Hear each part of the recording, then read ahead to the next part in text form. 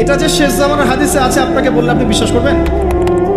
আখিরুজ জামান কিয়ামতের আলামতের যতগুলো হাদিস আছে এর মধ্যে একটা এরকম হাদিস আমি পড়েছি যে শেষ জামানায় মেয়েদেরকে ধরা হবে, ওদের পেট কেটে ফেলা হবে। আর কোন নিদর্শনের জন্য অপেক্ষা করছেন? শেষ জামানায় মেয়েদেরকে ধরা হবে। মেয়ে রাজি না থাকলেও বোঝানো হবে, সিজার না করলে বাচ্চা বাঁচবে না। মেয়ে রাজি না থাকলেও, পরিবার রাজি না থাকলেও বোঝানো হবে, বিজনেস, যে সিজার না করলে আপনার মেয়েকে বাঁচানো যাবে না, আপনার সন্তানকে বাঁচানো যাবে না, পরিস্থিতি খুবই খারাপ।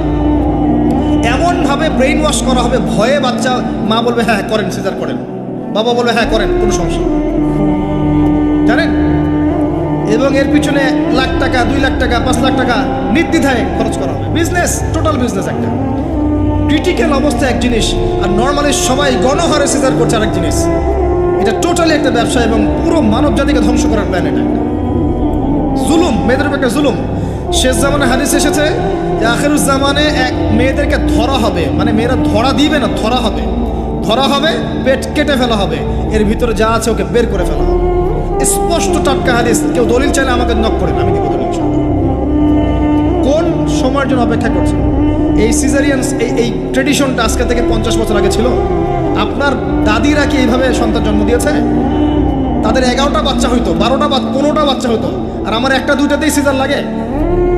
গরু ছাগলের বাচ্চা হয়, আমাদের বাচ্চা হইতে পারে না? সুবহানাল্লাহ, সুবহানাল্লাহ। ইভেন আমার ক্ষেত্রে এমন হয়েছিল। 12 ঘন্টার মধ্যে না করলে আপনার ওয়াইফকে বাঁচানো যাবে না। বললাম ওয়াইফ বাঁচবে, নর্মালি হবে, নর্মালি করবে। আমি যাই না মাঝে দাঁড়ানো, আলটিমেটাম সময় দিচ্ছে যে সময়ের আগে হবে না, সময় এটা পার হয়ে গেলে সিরিয়াস অবস্থা, মারা যেতে পারে, মরবে না, এভাবেই হবে, করান। এভাবেই হয়েছে, কি সমস্যা? মানুষকে ভয় দেখানো হয় এখানে। আমি এই কথাটা এই জন্য বললাম যে যারা পুরুষ আছেন আপনারা এবং যারা সন্তানের বাবা হচ্ছেন, আপনারা আপনাদের স্ত্রীদের জীবনটাকে এভাবে ধ্বংসের মুখে ঠেলে দিন না, ওদের উপর এত জুলুম করেন না। আল্লাহ পাক প্রাকৃতিক নিয়ম দিয়েছেন, এভাবেই বাচ্চা হবে ইনশাআল্লাহ। ক্রিটিক্যাল অবস্থা এক জিনিস, একটা ক্রিটিক্যাল সিচুয়েশন হয়েছে তখন আপনি করতে পারেন, সেটা আলাদা বিষয়। নর্মালি এমন একটা ট্রেডিশন বানাচ্ছেন কেন? ঘরে ঘরে সিজার, কি দরকার আছে? আশ্চর্য একটা ব্যাপার, আশ্চর্য। এরপরে দেখবেন আরো 2 বছর তাকে এই বোঝা বয়ে বেড়াতে হয়। যাই হোক, হাদিসের মধ্যে আসেন, দাসী মনিবকে জন্ম দিবে, মানে দাসীর মতো আচরণ করা হবে পিতামাতার সাথে। এটা এখনকার সাইন। আপনি এই বিশ্বের দিকে তাকান, দেখেন কি হচ্ছে। আরেকটা ব্যাখ্যা কি হতে পারে? এটা আমি এখন করতে পারবো, এই ব্যাখ্যা আজকে থেকে 500 বছর আগে করা সম্ভব ছিল না। সত্যি সত্যি দাসী মনিবকে জন্ম দিবে। কিভাবে? মনে করেন একটা রাষ্ট্রের নাম সিঙ্গাপুর। কি নাম? আচ্ছা, ওইখানকার মেয়েরা খুবই আধুনিক, ফ্যামিনিস্ট মানে হচ্ছে নারীবাদী, নারী পুরুষের কোনো ভেদাভেদ নাই, কাঁধে কাঁধ মিলিয়ে সব করবো, ওকে ফাইন।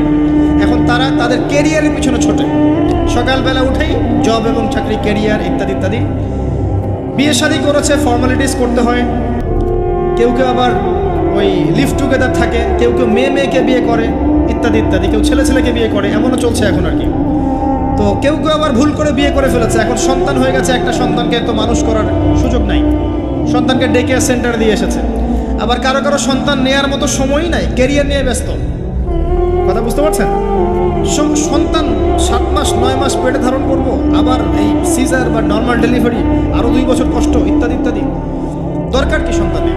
কি করা যায়? দরিদ্র দেশগুলো থেকে মেয়েকে হায়ার করা। যেমন দরিদ্র দেশ মনে করেন যে আমাদের ধরেন মালদ্বীপ বা আমাদের শ্রীলঙ্কা বা আমাদের আফগানিস্তান বা আমাদের অন্য যেগুলো দরিদ্র কান্ট্রি আর কি, ইন্দোনেশিয়া থেকে বেশি নেওয়া হয়, যেগুলোর মাথা পিছু অনেক কম।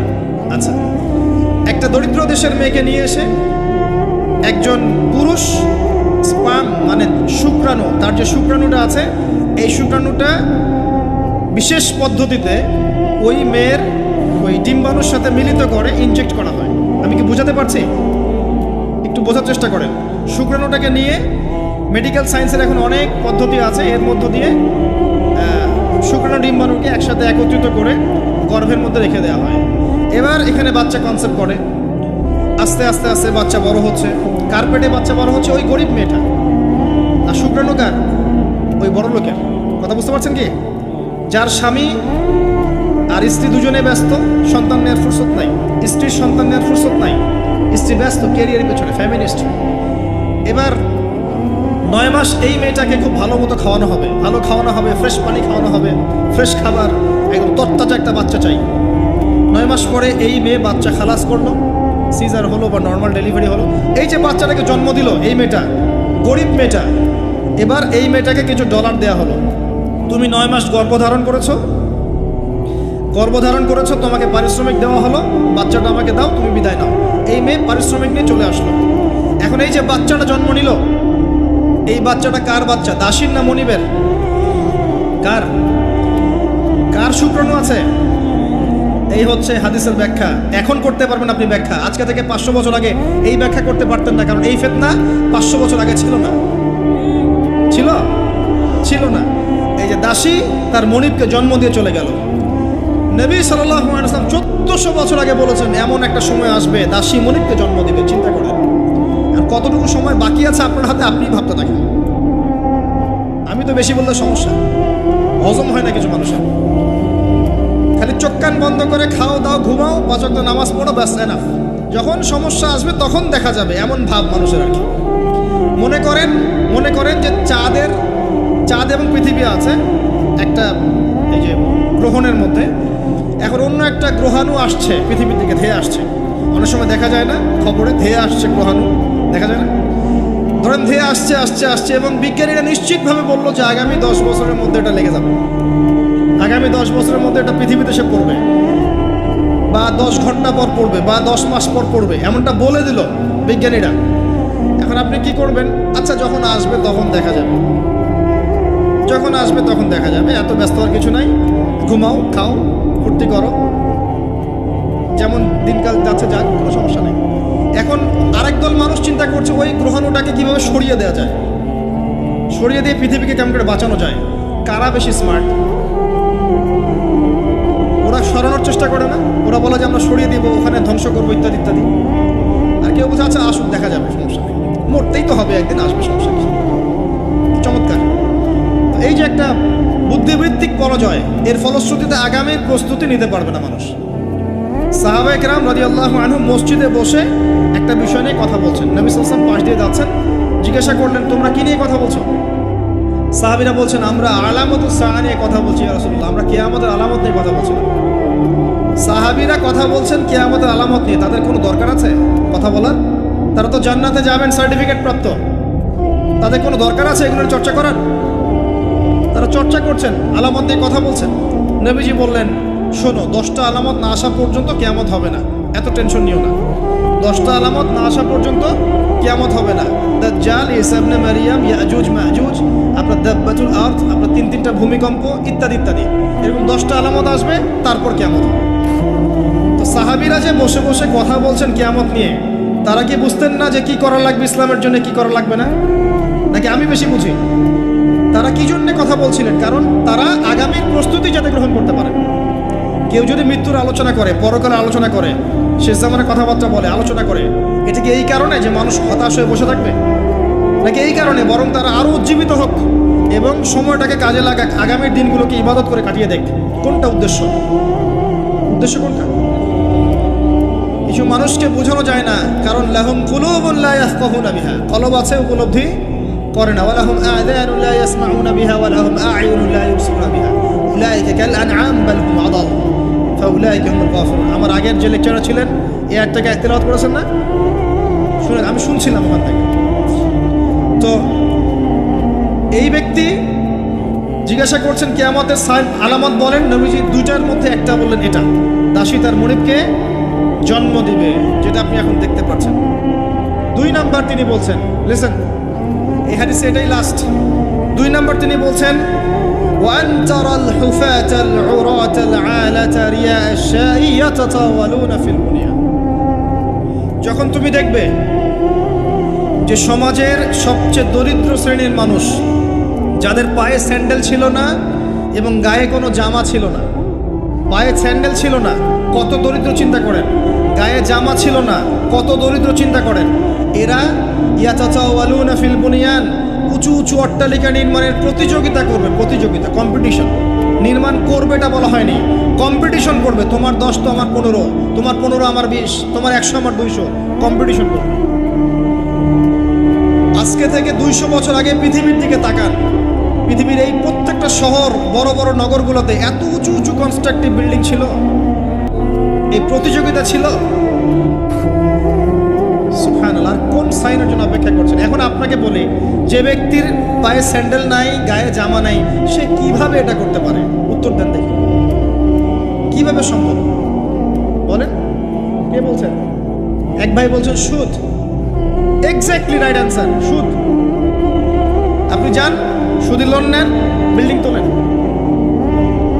এবং সারা জীবনের ঘানি টানতে থাকেন, লোনের ঘানি টানতে থাকেন, প্রতিযোগিতা করতে থাকেন। সুদের মধ্য দিয়ে বড় লোকের কোনো ক্ষতি হয় না, বড় লোক আরও ধনী হতে থাকে, সুদের মধ্য দিয়ে দরিদ্র আরও দরিদ্র হতে থাকে। ব্যাংক ওই যাকে লোন দিয়েছে ওর রক্ত চুষবে, আর এ যে লোন নিয়ে বাড়ি করেছে এ ভাড়াটিয়ে রক্ত চুষবে, আর ভাড়াটিয়ে ভাড়া দেওয়ার জন্য দুর্নীতির আশ্রয় নেবে, অসৎ পথে যাবে, সমাজের কাঠামোটা কলাপস করে ফেলবে। একটা প্রবলেমের সাথে আর অনেক বিষয় জড়িত থাকে। 1 নাম্বার হচ্ছে রিবা, যার মধ্য দিয়ে এটা করা সম্ভব। আর 2 নাম্বার হচ্ছে কি? আত্মসাৎ। অন্যের সম্পদ অন্যায়ভাবে আত্মসাৎ করতে পারলে আপনি রাতারাতি এই পর্যায়ে যেতে পারবেন ইনশাআল্লাহ। অন্য পদ্ধতি আছে? একজন মানুষ হালাল খেয়ে হালাল পথে থেকে খুব সহজ এরকম 10, 20, 50 তলা বিল্ডিং করা খুব সহজ? এত সহজ না, এত সহজ না। এই হাদিসের নবী সাল্লাল্লাহু আলাইহি ওয়াসাল্লাম এই 2টা আলামত বলেছেন। অন্যান্য হাদিসগুলো তিনি আরও অনেক কথা বলেছেন। ফর এক্সাম্পল, আমি কয়েকটা বলে শেষ করছি, বড় বড় কয়েকটা বলছি। ফর এক্সাম্পল, শিরিক বেড়ে যাবে। কি বেড়ে যাবে? শিরিক বেড়ে যাবে। ভণ্ড নবীদের আগমন ঘটবে, সময়গুলো সংক্ষিপ্ত হয়ে আসবে। একটা বছর একটা মাসের মতো চলে যাবে, একটা মাস একটা সপ্তাহের মতো চলে যাবে, একটা সপ্তাহ একটা দিনের মতো চলে যাবে। সময় কি দ্রুত যাচ্ছে না? আপনি কি বুঝতে পারছেন সময় দ্রুত যাচ্ছে? চাঁদ দ্বিখণ্ডিত হয়ে যাবে। চাঁদ কিন্তু দ্বিখণ্ডিত হয়ে গেছে, চাঁদ দ্বিখণ্ডিত হয়ে গেছে। সূরা কমারের 1 নম্বর আয়াত পড়ে দেখেন।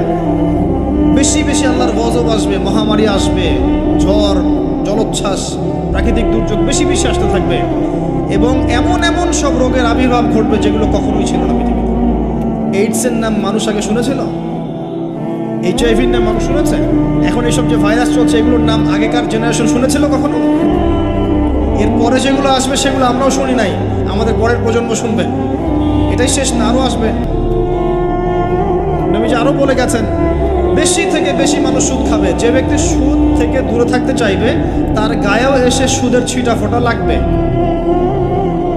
মুসলিমদের মধ্যে বিভক্তি বেড়ে যাবে, আপোষে হানাহানি কাটাকাটি বেড়ে যাবে, হারাজ হত্যাকাণ্ড বেড়ে যাবে। এত বেশি হত্যাকাণ্ড হবে যে মানুষকে হত্যা করছে ও জানবে না কেন হত্যা করছি, যে নিহত হবে সেও বুঝবে না কেন আমাকে মারা। প্রথম বিশ্বযুদ্ধের ইতিহাস একটা লেকচারে বলেছি, সেকেন্ড ওয়ার্ল্ড ওয়ারের ইতিহাসটা বলেছিলাম। এগুলো দেখেন সারা বিশ্বে কত মানুষকে মারা হয়েছে বিগত এই শতাব্দীতে, 100-150 বছর দেখে নিন। হারাজ হত্যাকাণ্ড, প্রচুর হত্যাকাণ্ড।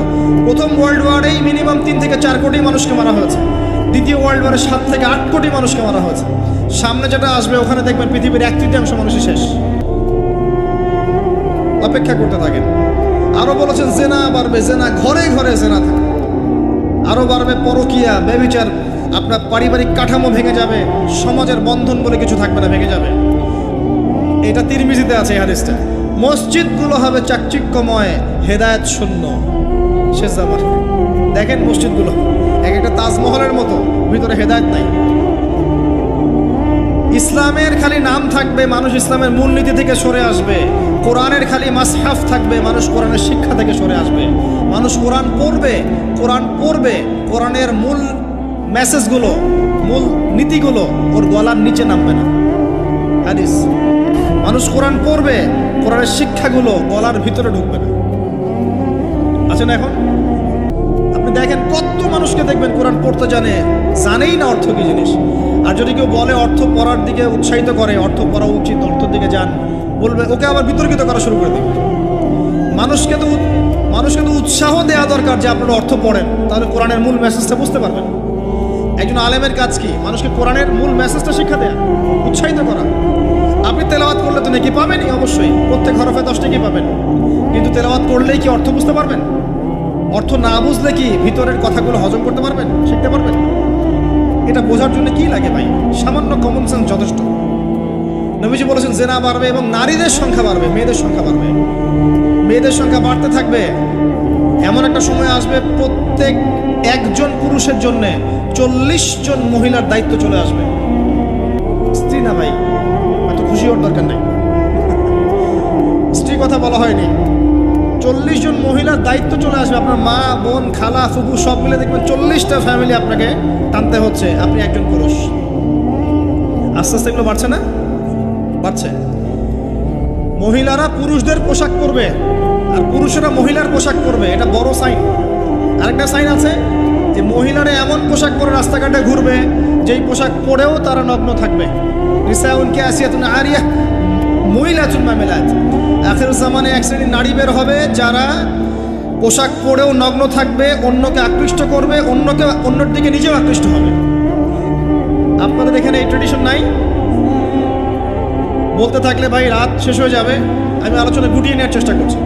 মূল কথা হচ্ছে ভাই যে আলামাতুস সাআ নিয়ে কথা বললে অনেক কথা বলা যায়। মূল বিষয়টা হচ্ছে আমাদের ইসলাম, ইসলামের বেস, ইসলামের পিলার।